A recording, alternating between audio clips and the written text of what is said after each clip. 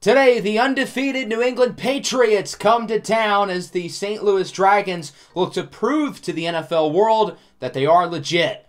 Today, we've got a very jam-packed episode as we have made it to the trade deadline, and we're also going to have a prospect profile going over the wide receivers and tight ends in this year's draft class. Our St. Louis Dragons are playing some good football. We started the year off 0-3, but since then, we're 3-1. We split the two games in the last episode, losing to the Jets and then beating the Buccaneers in prime time. So we now have a record of 3-4. We have won 3 of our last 4.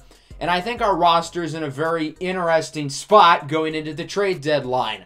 I still want to make moves that help out the long-term future of this team because I recognize that realistically, this squad is still a ways away.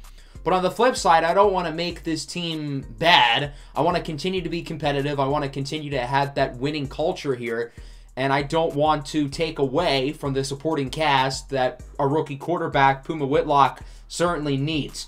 So that poses the question, do we buy? Do we sell? Do we do both? Do we do neither and hang pat? There's a lot of different options for us. Our rookie quarterback, Puma Whitlock, has had an up-and-down rookie season. There's been some good moments and there's been some bad moments, but I do think he has shown the flashes of a franchise quarterback. The problem is the rest of the roster has lacked consistency. Our receiving core has not been good, when healthy that is. The offensive line has been up and down. The defense has had their good moments, but overall they have been inconsistent as well. And so that kind of puts us in between a rock and a hard place on what we should do during this trade deadline. We don't really have much extra draft capital, and based on how well we drafted last year, I think it would be in our best interest to continue to acquire draft picks. But as I said earlier, I don't want to make this roster worse, especially on the offensive side of the ball. We have a lot of veterans on this team, and believe it or not, we actually are one of the older teams in the NFL, and we've got a lot of veterans on big contracts, and I think a lot of you guys recognize that it would make sense to trade some of these players. But guys like Michael Thomas, Emmanuel Ogbah, and Will Dissly, their contracts are not tradable. We would be taking on too big of a penalty by trading them away. So we kind of have to be smart with which players we trade and which players we hold on to. Somebody who I think it does make quite a bit of sense to trade is cornerback Caleb Farley. He's on the last year of his deal, and I really don't think it's working out. And Caleb Farley is absolutely a channel legend. Last year in our Tennessee Titans franchise, he was awesome. He developed into a lockdown corner. He was also an interception machine. He even won a Super Bowl MVP. However, it just hasn't really worked out with the Dragons. Last season was very up and down. This season, he got torched by Van Jefferson, who had 13 catches for like 170 yards against us. And after that game, we benched him, and he hasn't really played since. With Farley being on the last year of his deal, we were probably never going to bring him back. So realistically, I think it makes more sense to focus on the development of some of our other corners, such as rookie Demore Diggins. So as we look to trade him, there aren't a ton of teams interested, which isn't really a surprise. I put him in the trade finder looking for a fair deal that makes sense for both sides. I don't know why the Lions would trade Aleem McNeil. I don't know why he's a 74 overall to begin with. But outside of this trade from Detroit, I think most of these deals are fair across the board for both teams. However, I decided to make my own trade because I don't think there's anything here that I really want to do. So the team I think we're going to trade him to is actually a division rival. The Seattle Seahawks have a high track record of developing athletic corners with good size and length, and I think Caleb Farley would be a great fit here as the number 3 corner behind Tariq Woolen and Devin Witherspoon. In terms of compensation, we're not going to be getting a ton back. It's not like he's going to be their long-term number 1 corner or anything, and he's not even under contract next year.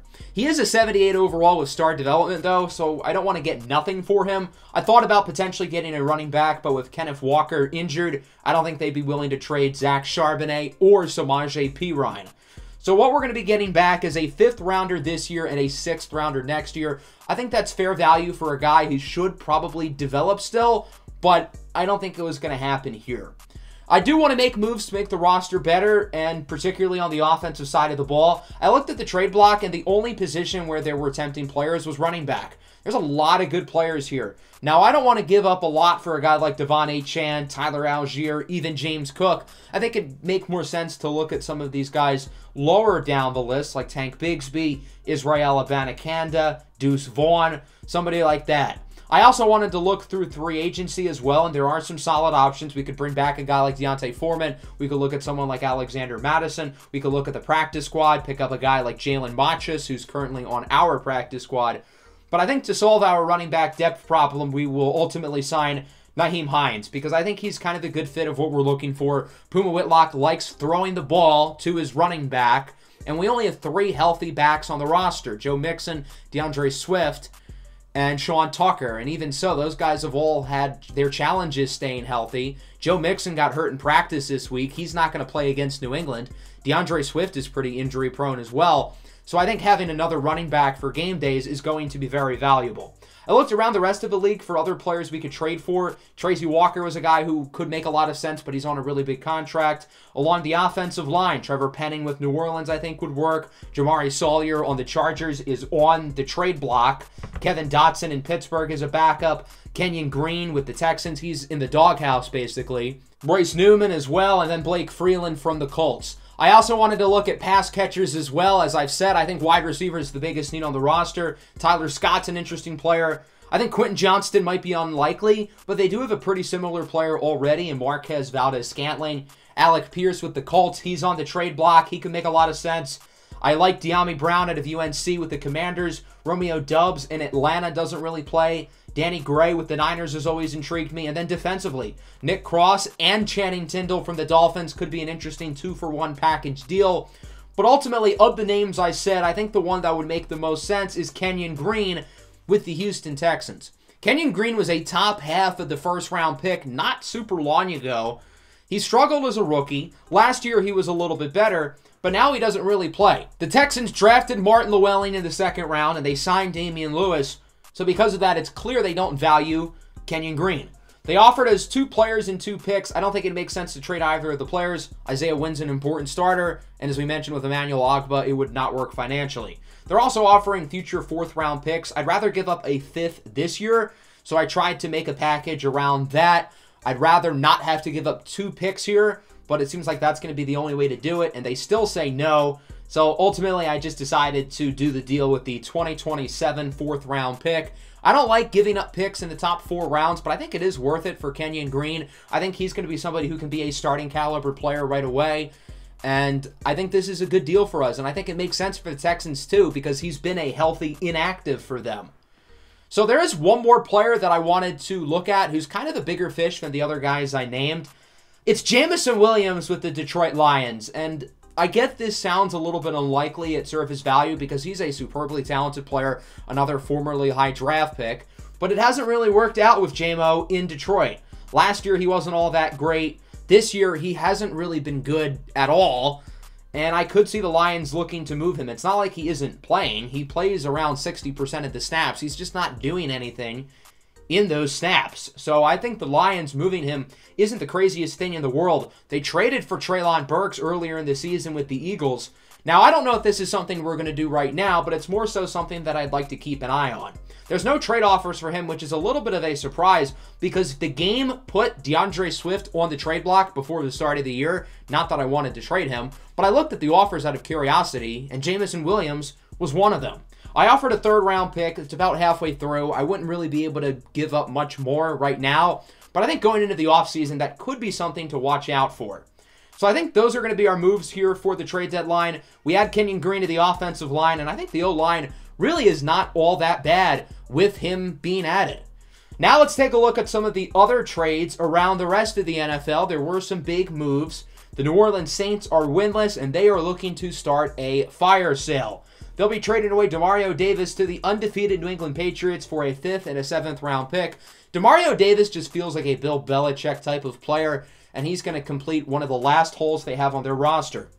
We mentioned Trevor Penning as a guy we could target. He is being traded, but to the Jets for a 4th-round pick and young receiver Chico Rampigo. Tyrann Mathieu, the Honey Badger, is on the move also to New England, along with a 5th-round pick, which the Saints just got from New England, in exchange for a 3rd-round pick. Tyrann Mathieu also seems like a Bill Belichick type of player. He's going to get most of his snaps out in the nickel. This is a very big trade right here. Nick Chubb is on the move to the Los Angeles Rams. So I think a lot of people might be confused by this trade, but here's the rationale. Nick Chubb is not under contract next year. The Browns are not that good of a team. They're really not going anywhere this season. And they've got a lot of big contracts that are already on the books. I can understand them not wanting to pay a running back. On the flip side, Nick Chubb is a first ballot Hall of Fame talent. I know that seems crazy, but Nick Chubb's volume and efficiency throughout his career is second to none. And I think it would cost this much, even though he's 28 years old on the last year of his deal.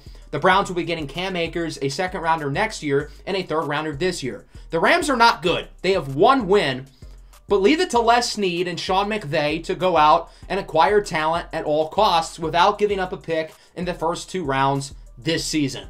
This type of move has the Rams written all over it. They recognize, if not now, some other team is going to go out and get Nick Chubb instead. So Nick Chubb is now in our division. Great. Speaking of interdivision, we've got an interdivision trade. I know Colts fans probably are not going to like this. Shaquille Leonard is going to the Texans for a third rounder. The Colts are continuing their rebuild. They have torn everything down. They traded away Jonathan Taylor last year at the trade deadline. They traded away DeForest Buckner in the offseason. They have a lot of new rookies, and of course they acquired Elijah Vera Tucker and Jahan Dotson during the draft. And now they're going to add another pick for Shaq Leonard, who joins a division rival. So those are going to be the moves around the league. A pretty interesting trade deadline. Our opponent, the New England Patriots, got a lot better with the additions of Demario Davis and Tyrann Mathieu, both of whom will play in this game. So next up, let's go through our prospect profile as we will be going through the wide receivers and tight ends in this year's draft class. I think a lot of people feel that offensive line is the big need for this team, but I honestly think it's pass catching, specifically the wide receiver position. So pay attention, kids. We might end up getting 1 or 2 of the players who we're going to talk about today. Our receiving core is not very good. Point blank, period. Now, I do like what Isaiah Likely has done this year, but is he the long-term tight end? I don't know. Greg Dortch has been probably our best receiver this year, which just kind of explains where we're at. Michael Thomas has started to play better, but he's 30 years old. He's on the last year of his contract. Griffin Weaver's a cool young player, but he's missed half the season, and we've only got 4-game sample size out of him. Michael Gallup is not getting any younger, and he's on IR. So I think wide receiver is going to be a very big need for us as we try to find our alpha receiver for Puma Whitlock. This is an interesting group of players. I don't think it's a bad receiver class. I don't think it's a great one either. I think there's more depth than last year, but it's not as top-heavy. We had 2 very clear guys at the top last year. This season, I don't think that's the case. Right now, I think it's a 2-way race for wide receiver 1 between Amarion Cephas out of Georgia and Corn Carlson III out of Iowa. I think these next 2 guys, Matthias Abanda and Javon Malibu, both are first-rounders as well as of now. We'll start with Amarion Cephas, who I think is the exact type of player the Dragons are looking for because he is a weapon with the ball in his hands. I don't know if there's a receiver in this class who's better after the catch than Amarion Cephas. He doesn't have elite speed, but he's fairly fast, but it's his moves with the ball in his hands that make him special. He needs to be a little bit more consistent in terms of his hands and as a separator, but he knows how to get open. He's a good route runner, and again, he is a weapon with the ball in his hands. Corn Carlson III out of Iowa is built similarly to Cephas, 6'1", around 190 pounds, but he is a different type of player. Carlson does not have the explosiveness that a guy like Amarion Cephas does, but I think he's a better pure wide receiver, if you will. I think he's a better route runner. I think he's a better separator, and I think he's got better hands as of right now. If Puma Whitlock is looking for more of a surefire target who he can trust, Carlson might be his guy. Then we get at the end of the first round looking at some more higher ceiling guys, and that starts with Matthias Abanda out of Middle Tennessee State. He has become the #1 receiver for the Blue Raiders. Despite the fact that he's 6'4", 225 pounds, he's really not much of a jump ball receiver for better or worse. He's got to do a better job of making plays in contact, but players of his size should not be able to move the way he does. He's a good separator, he's a great route runner, and he's explosive with the ball in his hands. And then we get to Javon Malibu out of Oregon, and the first thing you'll notice is that he is 6'7". He is rather tall. Oregon's kind of got their own version of the Twin Towers with him and 6'7" tight end Devin Luan, who we'll be talking about in a little bit.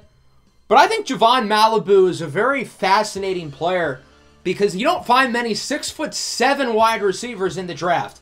The body control he has at his size is second to none. The way he can quickly change direction for somebody who's 6'7" is pretty remarkable. He's a very good separator. He just needs to be more consistent overall. I think he's got the highest ceiling of any wide receiver in this draft, though. But because he's such a polarizing prospect, I don't really know what the floor is because we've never really seen a guy like him.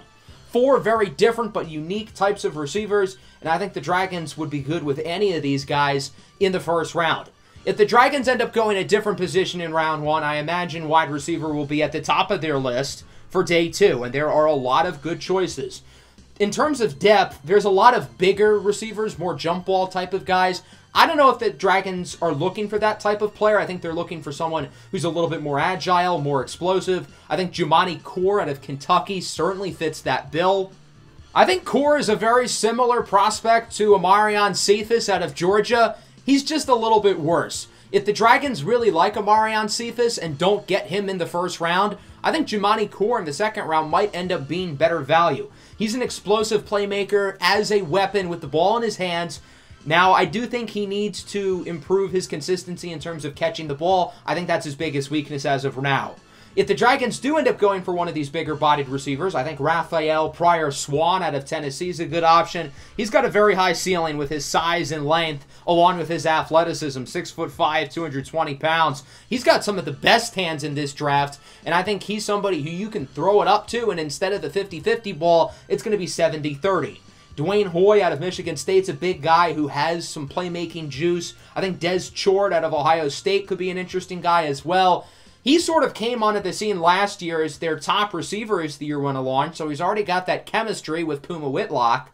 Now, I think he needs to improve his ability as a contested catcher, but I think he's a great route runner and a great separator at his size.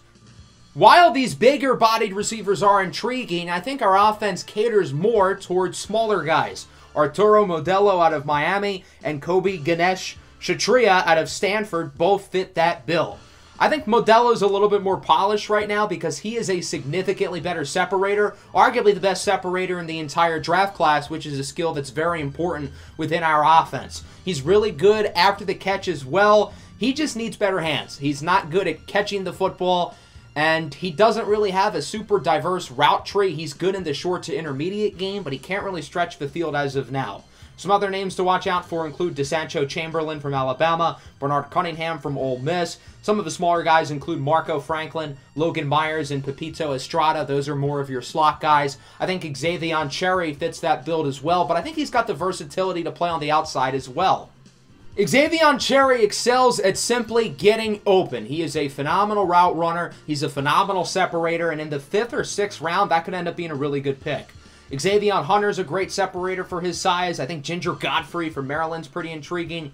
Dachenko Dali from Tennessee. Haishim Walters from Arizona State. It's a talented group down the board, and I definitely expect the Dragons to get at least 1, maybe 2 or 3 receivers in this class. At the tight end position, the Dragons like what they have in Isaiah Likely, but that doesn't mean we won't look at a tight end here, especially with somebody as talented as Devin Luang, who might be the most talented tight end prospect that we get in this series. Luang is 6'7", 240 pounds, and quite simply, he does not move like someone who is 6'7", 240 pounds. He is a ridiculous athlete. The production at Oregon is absolutely there. He's averaging around 100 yards a game this year. He's not a good blocker, though. He's basically a wide receiver who is an inline player. Raheem Daniels and Kambiz Shakabi lead the talent in day 2. I think Popeye Tickleton out of Florida State is a guy to watch out for. First of all, he might have the best name in the entire draft. 6'5", 240 pounds. I think Tickleton's a pretty good athlete, and he's a pretty well-rounded player across the board. He doesn't really have many major weaknesses to his game, and I think he's somebody who's going to be able to start pretty early in his NFL career. I think Ito Bowden is really not being looked at too much in this class, but I think he could be really good. He's not necessarily a great athlete, but he's another guy who's really polished. He's a really good blocker. He's got good hands, and he knows how to run routes. I think Rashad Hobart out of Washington State's an intriguing player as well. I think he's a better athlete than Ito Bowden. He doesn't have as good of hands, but he's just as good of a blocker, and he also knows how to run routes and get open. I really like all of the depth within this tight end class, and even though Isaiah Likely has had a good season so far, I would not be surprised to see the Dragons look to add a tight end at some point, especially because Will Dissly is a free agent after this season. So those are your pass catchers inside of this year's draft. Certainly a position we're going to be looking to add to in the offseason, and I would not be surprised if we draft multiple players who we went over in today's episode. I know it's been a pretty jam-packed video so far, but we've still got a game to play. The 7-0 New England Patriots on the schedule. Beforehand, we have some roster moves to make as we have an extra roster spot currently, and it's going to be 2 because we're going to be calling Kevin Cabrera up from the practice squad to give us more linebacking depth with Jelani Tavai getting hurt last week. So now we have to cut 2 players. The first one will be Jarvis Landry. We've had him for 4 games. He just looks kind of washed out there. He hasn't really built that much of a connection with Puma Whitlock, and I would rather give some of these younger receivers like Tykeem Keon Jr. some more reps. Logan Bruce will replace Kevin Cabrera on the practice squad, and so he will be our second cut. So now our roster with our new 53 is set. The Patriots are one of just 2 undefeated teams, and they've done it in a loaded division with 3 other good teams. Despite being undefeated, the Patriots are 3rd in their division in point differential. 5 of their 7 wins have been decided by only 1 possession. So on one hand, it might be a fluky 7-game win streak. They might not be this dominant power, but on the other hand, they know how to win games. And they've added some veterans here at the deadline with Tyrann Mathieu and Demario Davis, and they've got some guys playing really well.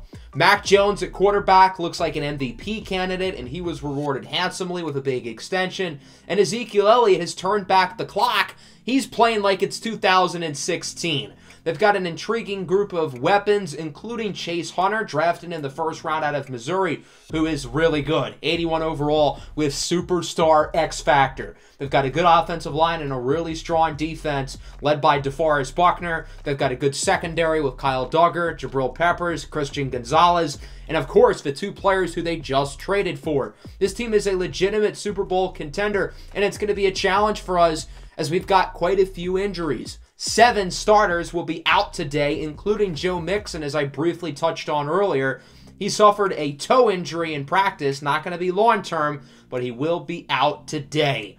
So let's hop into this matchup. Week 8 at home, the 7-0 New England Patriots come to town to face off against the St. Louis Dragons. The trade deadline is now in the books, and all hands are on deck for the final 10 games of the regular season.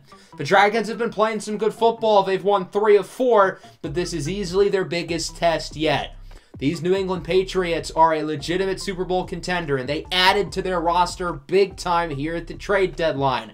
Who knows how much longer Bill Belichick will be coaching? He clearly wants to finish things off with a bang, and he has done that so far this year. Let's see if the Patriots can improve to 8-0 on the year. New England opens up with the football. First play from scrimmage. Jones hands it off to Elliott, and he gets rocked in the backfield. It's the rookie, Simeon Bonnet, who brings him down. Simeon Bonnet continues to play at an elite level. This is not your ordinary 21-year-old rookie.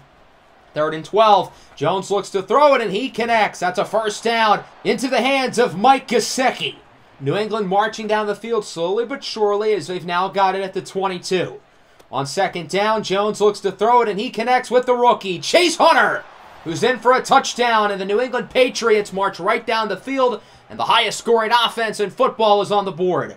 If you remember, the Dragons tried to trade up for Chase Hunter during the draft. They saw how talented this kid is, and sure enough, he makes a play against the team who wanted him. 3rd and 1, play action fake. Puma Whitlock will go shorty as Isaiah Likely open.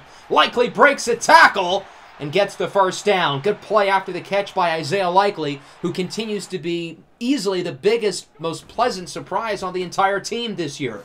Screen for Dortch on 3rd and 2, and he does not get much of anything, wrapped up by Christian Gonzalez. Scoducks. 4th and 1, the Dragons are this close. You might as well go for it. The offense will stay out on the field. Puma in shotgun, hands it off for Swift, who will get the first down. Joe Mixon being here would have helped in that short yardage situation, but the Dragons trust and believe in DeAndre Swift as well. 2nd and 10, Isaiah Likely again brings it to the 9. Let's see if the Dragons can punch it in here, as it is going to be a 2nd and goal. Minute and a half to play here in quarter number 1. Puma Whitlock will hand it off for DeAndre Swift, and he gains around 2 or 3. And Swift would bruise his sternum on the play. He will not return to the game. I feel really bad for Swift because this was his opportunity to prove himself as a lead runner. And now Sean Tucker and Nyheim Hines are the only running backs who are healthy on the roster. On 3rd and goal, it's Fuseni Ndiaye, the rookie out of Penn State, with the sack. Ndiaye is getting the start for the injured Matthew Judon as he makes a big play. The Dragons would kick a field goal, and so it's 7-3. Ezekiel Elliott up the middle with a nice start to the drive as he gets a first down to the 42-yard line. Now in the 2nd quarter, the Patriots have it at the 34. It is a 1st and 10. Jones's pass, boink, boink, boink, boink, gets incomplete. Okudah and Osai each had multiple chances to pick that pass off. The Patriots are awfully lucky that wasn't a turnover. 3rd and 4 now. Jones looks to throw it, and he is intercepted. Damar Hamlin with the first interception of his NFL career. The Dragons get the turnover after all, and they'll get the ball back. Huge turnover from Damar Hamlin. We'll see what St. Louis can do. Here's Sean Tucker, his first carry of the day. Gains around 14 yards. Even with the addition of Nyheim Hines, I expect Sean Tucker to be the lead runner the rest of the way. Dortch, open, brings it to the 23-yard line. Puma's been pretty efficient so far, 10 of 16. On 3rd and 6, Puma rolls out to the right side, and he will just get rid of it. Nobody was open. Keon White hurt on the play for New England. So the field goal unit will have to come back. The Dragons have had it inside the 10 twice today, but they have not scored touchdowns either time. 7-6 after the kick by Cameron Dicker. So New England has it back. There's Chase Hunter on 3rd down with a big play after the catch to keep the drive going. Chase Hunter is so good after the catch. I mean, he's so good at everything, to be fair. Wide open down the field. That was horrible coverage, and New England brings it to the 4. It's Devontae Parker, the veteran wideout, who makes the play. 2nd and goal. Let's see if New England can punch it in and extend the lead with under a minute left in the half. Mac Jones looks to throw it. He's got time under pressure now and is sacked by Fedarian Mathis, his former teammate at the University of Alabama. So now it is a 3rd and goal. New England just called a timeout. Mac has an open man in the end zone for a touchdown. It's Juju Smith-Schuster, and New England is ahead 14-6. So Puma Whitlock and the offense get a 30-second drill here, basically. The Dragons still have all 3 timeouts. Here's Isaiah Likely to the 48. Quickly wrapped up by Kyle Duggar, and the Dragons call their first timeout. 22 seconds and 1 timeout left. Puma on 1st down up the middle again for Likely. The Dragons use their 3 timeouts quickly, but they are in field goal range, although I'm sure they would love more than a field goal. 1st down, Puma looks for the end zone. It is caught for a touchdown. It's Dortch the Torch with the score. Welcome to the Dorcher Chamber, New England. Greg Dortch with a huge catch for the Dragons. They're going to go for 2 and look to tie it up. Puma rolls out to the right side with room. We are knotted up at 14. Big run for Puma Whitlock, and this game is knotted up going into the break. The Dragons are hanging in there with arguably the best team in the NFL. Let's take a look at our halftime report before we get into the second half of this ball game. We will start off with the other undefeated team, the Kansas City Chiefs, who are at home battling a strong Falcons team.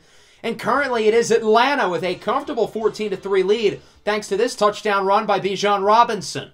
The Falcons got embarrassed a couple weeks ago by Carolina, and they're trying to make up some ground in the NFC South. Old-fashioned AFC North rivalry. The Bengals and Steelers both need to win this game, and it is Pittsburgh ahead 14-7 with the Pickett to Pickens connection. As we go into the second half, there is an interesting storyline brewing with the Dragons. You may notice that Nyheim Hines hasn't really played today. I don't think he ever showed up to the stadium. I have him number 1 on the depth chart, and he's just not getting snaps. Sean Tucker is the only healthy running back for the Dragons right now. It's a 3rd and 1 from the 47. Puma Whitlock rolls out to the right on the run, floats it up, and it is caught for a first down by Michael Thomas. What a throw by Puma Whitlock under pressure. He launches a beauty for Thomas. Now at the 14, 2nd and 4. Puma rolls out again under more pressure, and this time he's picked off. It's intercepted by Kyle Duggar, and New England will get it back. So Puma makes a huge throw on the run, and he tries to do it again, and it backfires. So the Patriots get it back off of the turnover, as it is a 3rd and 7 for New England. Game remains tied at 14. Mac Jones looks to throw it. He's got time, and his pass is dropped. Chase Hunter normally catches that ball. He's got good hands, but he's unable to hold on. So the Dragons get it back, still tied. 3rd and 7. Puma again rolling out to the right side, waiting for Keon to get open, and he will get the first down to the 37. The rookie connection of Puma Whitlock and Tykeem Keon connect for around 20. Handoff to Sean Tucker on 2nd down, and he is stuffed up by DeForest Buckner, another former Oregon Duck, Sco Ducks, on their defense. So now it is a 3rd and 11 for the Dragons. Puma looks to throw it, and it's caught. No, it's not! Greg Dortch had that ball right in his hands, and as he turned around, the ball just went flying out. The Dragons could have gone for a 56-yard field goal, but they decided to punt it. Cameron Dicker has shown that he can't really kick from that far out. So New England has it back, 3rd and 6. It is intercepted! Owen Popo picks it off, and the Dragons get the ball at the 23. Another turnover from Mac Jones. He hasn't been so sharp today. And the Dragons, with great field position, have a huge opportunity to capitalize. 2nd and 3. Puma under pressure. Rolls out to the left. He's going to try to get rid of it. But he is thrown down by Keon White, and he takes a hard hit in the process. That's got to hurt. Puma thugging it out. He's going to stay in the game as it is a 3rd and 8. Empty backfield. Puma all alone. Looks to throw it. Again under pressure, and he is hit as he throws by DeForest Buckner as he throws out of the sack. The offensive line has not been kind at all to Puma Whitlock here in the second half. He has had virtually no time to throw it since the break. Kick is good from Cameron Dicker, the kicker. He is now 3 for 3 today, and the Dragons lead it 17-14 with under a minute to go in the 3rd. Najee Harris on 3rd down, hands it off for Zeke, and he does not get it. Only gaining a yard as he's wrapped up by Fedarian Mathis. Ezekiel Elliott's vision today has been awful. I swear I'm watching Helen Keller in this backfield, the way he's trying to find rushing lanes. 3rd and 5 now. Puma under pressure, and he is sacked on the play. Foyeseni Ndiaye and Josh Uche both bring him down. A Penn State pass rusher and a Michigan pass rusher bring down the Ohio State quarterback. Fitting. New England gets it back. There's Juju Smith-Schuster to the 50 for a first down. Good throw by Mac Jones. Now it is a 3rd and 1 with under 6 minutes to play. It looks like New England's going to run the ball. It's Ezekiel Elliott up the middle, and again, what horrible vision. He does not get the first down as he's wrapped up again by Fedarian Mathis, who's had his best game as a Dragon. 4th and 1, New England's going to go for it. It's Zeke again, and this time he does convert, getting the first down.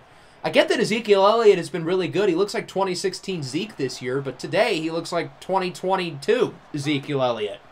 2nd and 5, under 5 to go. Nice throw by Mac. It's Devontae Parker for the lead.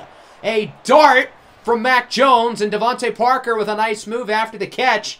And so New England is back on top. They lead it 21-17. Now Puma Whitlock lives for these types of drives. Late in games with an opportunity to potentially win it. He's been great in the big moments this year. On the run. What a throw and catch by Isaiah Likely, who is likely over the century mark in yardage. 9 catches for a career-high 107 yards for Isaiah Likely. 2nd and 6, play-action fake. Puma with no time to throw it. He is sacked by Josh Uche. Again, the offensive line has been utterly abysmal in this second half. 3rd and long. Puma looks short for Thomas. He wants to get the Dragons some flexibility on 4th and 11 because they are planning to go for it. I get the run defense has been really good, but the Dragons don't want to take the ball out of Puma Whitlock's hands. On 4th down, Puma's under pressure. He's going to look to run for it, and he gets it. Puma Whitlock slides to the 47, and that'll keep the chains moving. A huge first down for the Dragons. Final play before the 2-minute warning, 2nd and 11. Puma is sacked again. Keon White brings him down, and that'll bring it to the 2-minute warning. If only Puma Whitlock had time to throw it, maybe the offense would be doing some damage. 3rd and 17, first play after the 2-minute warning. Puma looks to throw it. He's under pressure, tries to get it to Sean Tucker, and it's broken up by Duggar. The Dragons already went for a 4th and long earlier on the drive. They might as well go for it again. They've already made their bed, so now it's time to lay in it. 4th and 17 from the 46. Puma looks to throw it. Scrambles to the left side, hoping somebody gets open, and it is incomplete for Thomas. It looked like Thomas and Dortch were going to have separation. He thought Thomas would have more room, and it looks like Puma Whitlock's read was inaccurate. So the Patriots will get the ball back with an opportunity to finish off the game. Now, they have not ran the ball very well today, but they have ran it well throughout the year. Ezekiel Elliott on 2nd down goes backwards. Devin White leads the way, and the game comes down to this. It's a 3rd and 5. If New England gets a first down, they presumably will win the game. It is going to be a pass. Mac Jones looks to throw it. It is caught by Devontae Parker, who is out of bounds, and so the clock stops. Now, the Dragons are still in it, basically. That first down is still really big for New England, but technically it's not over.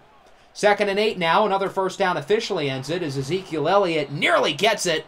Rock Ya-Sin saves the game as Zeke is just a couple yards shy. 3rd and inches. Got to assume New England's just going to look to run the ball here, punch it in. As let's see what the plan is. Clock winding down. It's a pass, and it's going to be incomplete as it deflects off of Gesicki's helmet. Why did New England not run the ball? Even if they didn't get it, the clock would have been at like 7 seconds for the following snap. So now New England's going to kick a field goal. It's good. And the Dragons will get an opportunity with the ball. What a horrible mismanagement of the clock by Bill Belichick and the New England Patriots. It's not looking good for the Dragons. Only 44 seconds and no timeouts, but they're not out of it. Whitlock rolls out to the right with plenty of room. Down the field, he is out of bounds, but not before gaining 30. A huge run for Puma Whitlock, and he's able to stop the clock. 2nd and 10, under 30 to go. Puma looks to throw it under a little bit of pressure as he launches a dime for Keon, who is out of bounds with a first down. The Dragons are really focused on just getting closer to the end zone and going to the sideline. On 2nd down, Isaiah Likely holds in a tough catch. That'll go for a first down, and he's out of bounds with 18 seconds now. The Dragons are going to start taking some shots for the end zone. Puma just has to let it rip on first down. He knows he cannot take sacks, and he was about to get hit there. If Puma Whitlock gets sacked, it's basically game over with where the clock is. 2nd and 10, down to 11 seconds. Puma's going to go short, trying to get the Dragons more room, and it's incomplete. So now with 8 seconds and 2 plays here, I think the Dragons just got to take 2 shots for the end zone. 3rd and 10. Puma looking for Thomas, and it's broken up by the Honey Badger, Tyrann Mathieu. So it all comes down to this. 4th and 10 from the 22-yard line with 4 seconds left on the clock, down by 7. Puma drops back to throw it. He's going to look for Keon in single coverage. It's broken up by Christian Gonzalez, and the New England Patriots survive by the skin of their teeth. They win this one at 24-17, and New England improves to 8-0 on the season. So the New England Patriots continue their undefeated year with another very close win. I will point out this is the least amount of points that New England has scored in a game this year, so hats off to the defense for really not making things easy for Mac and Ezekiel Elliott. Our offense did not consistently move the ball down the field, and we did show some good things there on that final drive, but it was ultimately too little too late, and we also scored the least amount of points that we've gotten in a game this year.